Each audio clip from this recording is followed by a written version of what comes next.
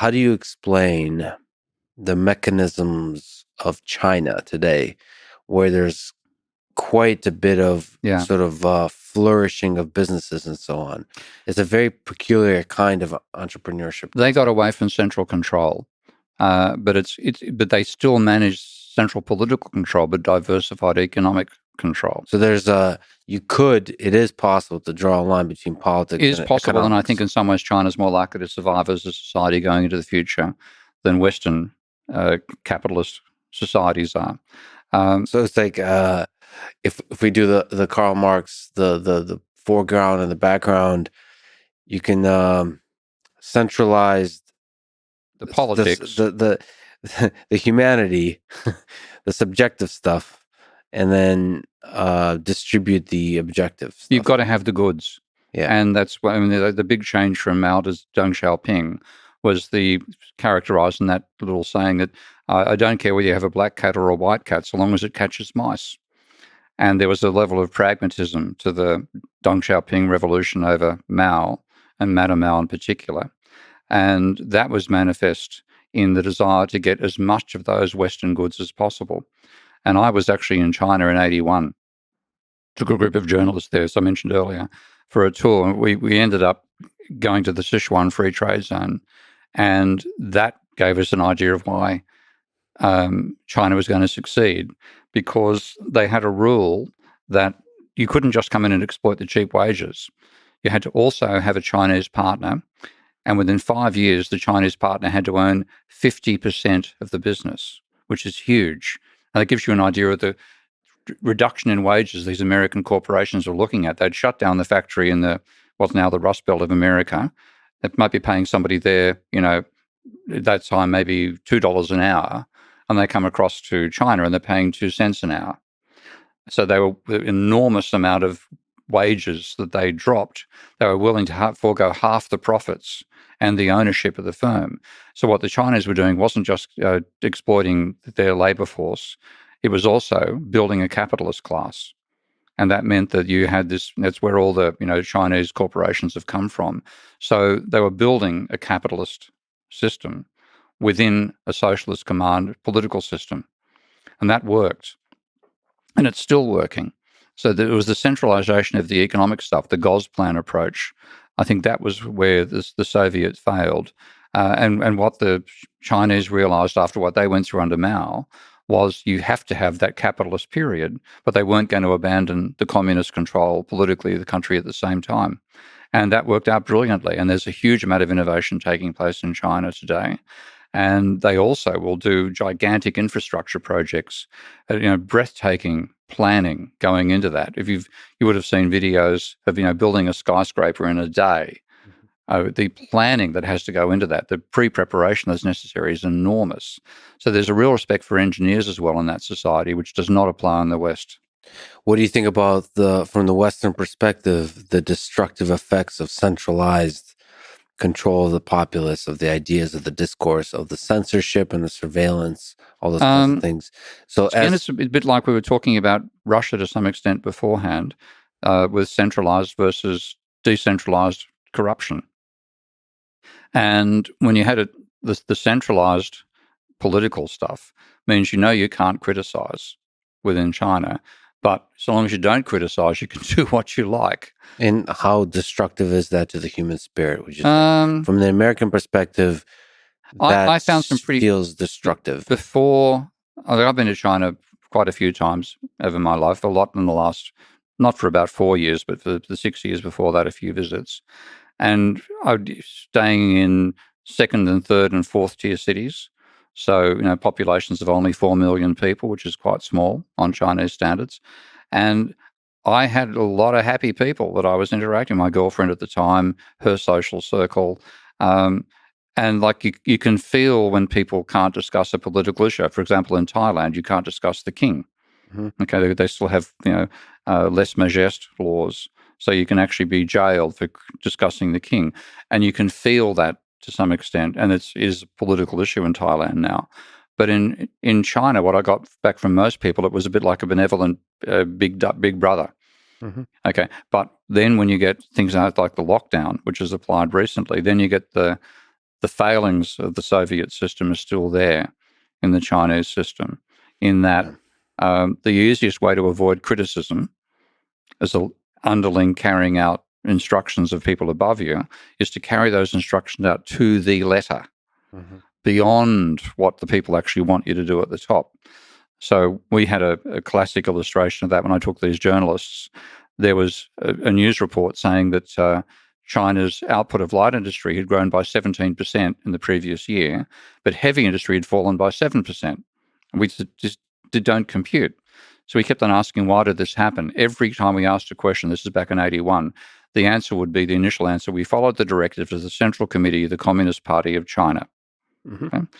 We finally got a guy to elaborate and say what that was. He said, well, the Central Committee sent out a directive to promote light industry. So what did you do? Quote unquote, we stripped heavy industry factories and turned them into light industry. Yeah. Okay. Now, that's destructive of everything. Okay. And that's the overlay that you've still got sitting over the top of China. But a huge part of the industrialization was simply saying, produce whatever you can, make goods, market them, sell them, and you get that innovative component of humanity is respected, and the goods turn up, and everybody's well fed. Food in America, China is far better than food in America. So in terms of material satisfaction and freedom.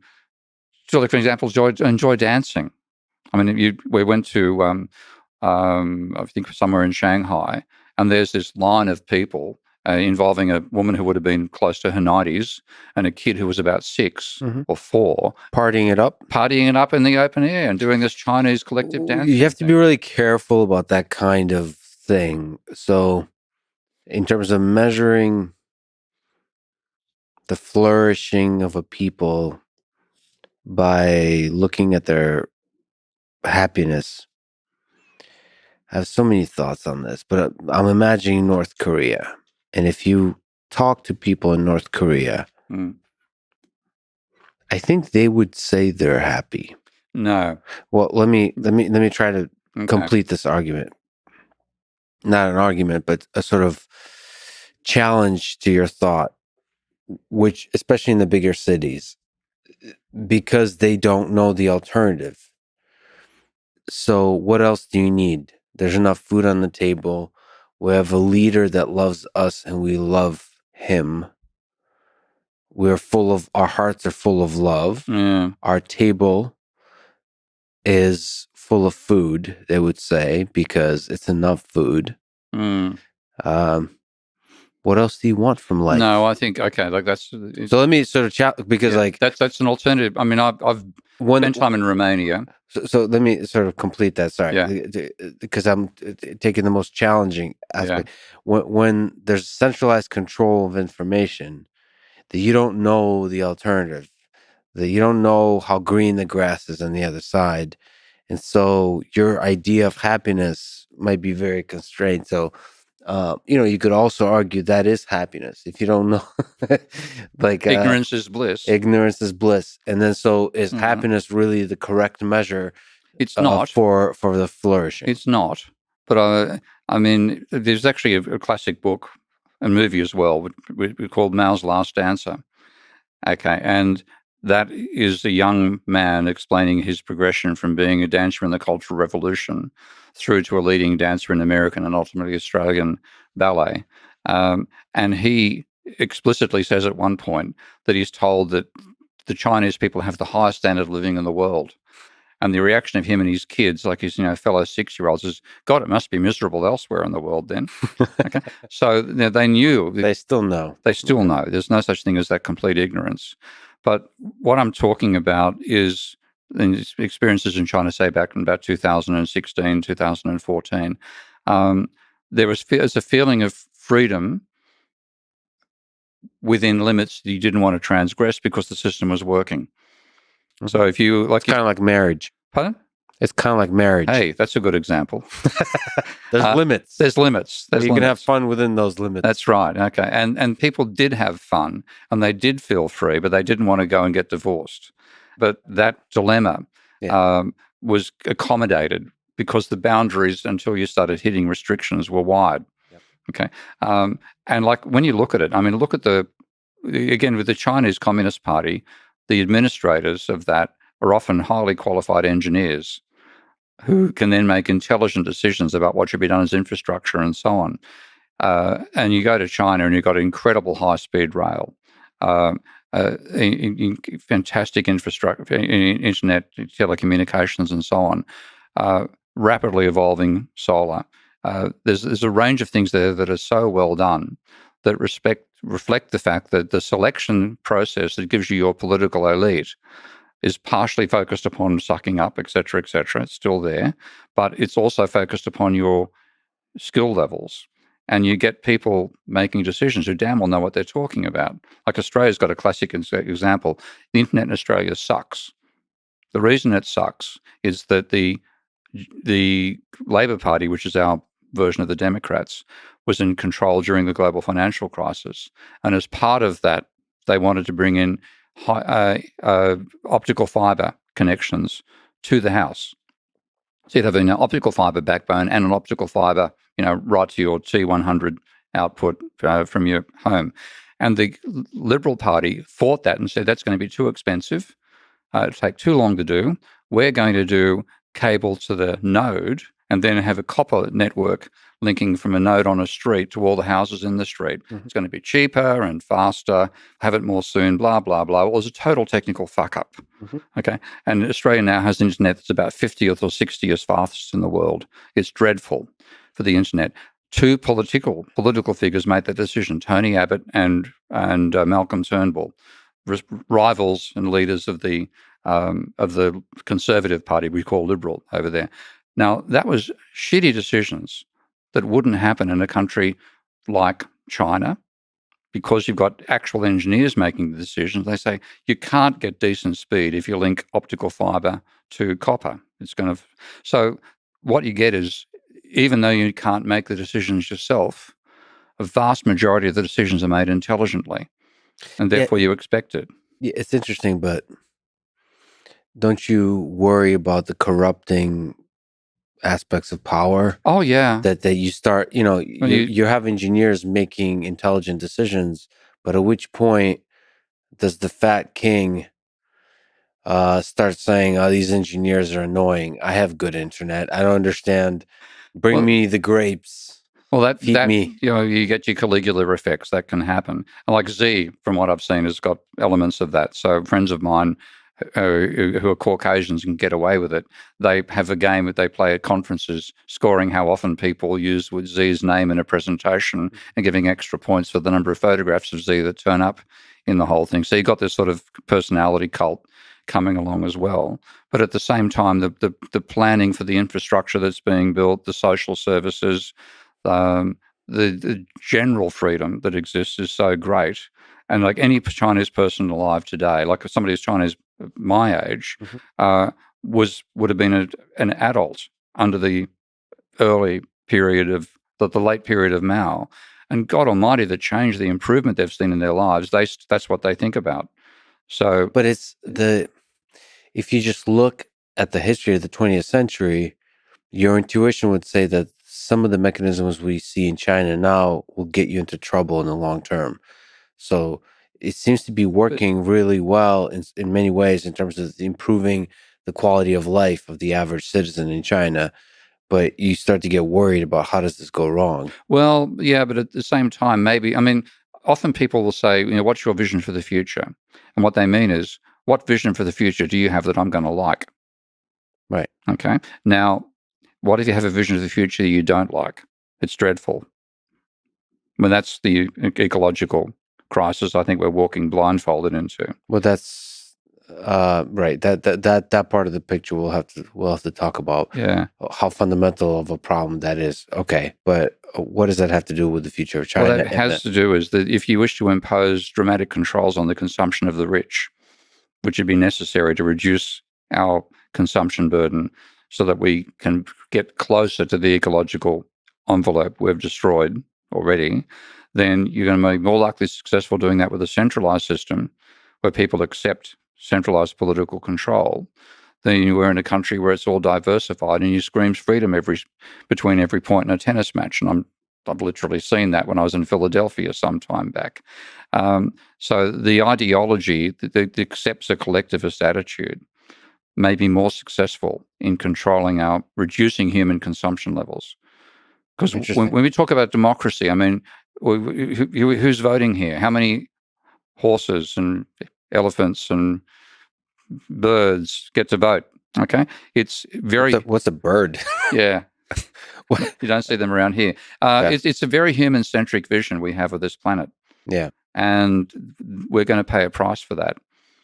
Okay, so you're saying to deal with global catastrophic events, The centralized centralized system planning might be I think will work better. Period. I mean, but again, but there is some centralized stuff in the United States, for example. your I mean, military. Yeah, I know. no, okay, all right. Which one do you Now there's that feisty Australian in Yeah. you. So besides the military, that's the ideal of the federal government in the United States, is that there is some centralized infrastructure building. There's some big There's not moonshot enough of it. projects, Yeah, but there's some. there's And then some. the question is, when you deal with greater and greater global catastrophic events, like the pandemic that we're just living through, Yeah. that the government would be able to step up Mm. and impose enough centralized planning to allow us to deal, sort of empower the citizenry to deal with these catastrophic events. In the case of the pandemic, a lot of people argue that first of all, the world, but also in the United States, failed to effectively deal with the pandemic on the medical side, on the Yeah. social side, on the financial side, the supply chain, everything, in terms of communication, in terms of um, inspiring the populace with the power of science on all those Yeah. fronts. Yeah. They failed. But the ideal is that would be able to succeed. You would have to have a small, efficient. The American ideal is you have a small, efficient government that's able to take on tasks precisely like the pandemic. But the thing is, maybe it shouldn't have been as small as it was. I mean, my favorite instance of that actually involves the UK, because the whole neoliberal approach is about small, efficient government. Okay. Well, small, efficient government works when you face small, efficient challenges. When you face something systemic rather than episodic, then it's going to break down. And like this is, I mean, one of the things I greatly respect is Taleb's idea of anti-fragile.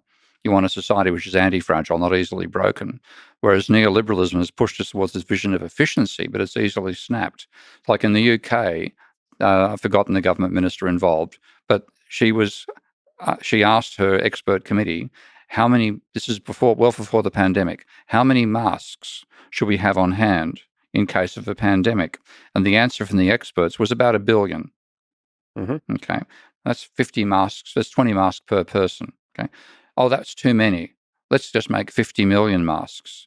That's 1 mask per person. It was gone in a matter of a day. Okay. And therefore, that's why they told us, well, masks don't work. You know, what they meant was, we don't have enough masks for our health people, let alone for you and the public. So we're going to bullshit you and tell you those masks don't really work. And then people don't wear masks, and then we've got enough masks, we rush up the production job. And by the time it comes along, people have got this skepticism about masks. So can you elaborate, who does the blame in that case go on The to? blame comes down to the philosophy that says government should always be small. No, but do you really think that bigger government would be the solution to the mask issue? No, but So let me push back. Yeah, Sort of, it's yeah. possible that's capitalism solves that problem. Well, It's not if there's no money in really long-term planning in capitalism. Okay, there's money. There's money in capitalism. Insurance. Isn't it possible to construct? Isn't possible for capitalism to construct a system that insures against catastrophic events? Not when they're systemic. You can insure against episodic events if you occasionally have a really bad storm, but in general, the weather's not so bad that all the infrastructure is being destroyed, then you can share that around on a percentage basis. If you have a Gaussian distribution for your events and the mean doesn't move around too much and the standard deviation doesn't change all that much, then insurance works fine. But if you have if that's episodic, if you have systemic stuff where the climate is changing completely and you're going to wipe out your agricultural capabilities, you simply can't do insurance on that front. You can't make a profit out of catastrophe in capitalism.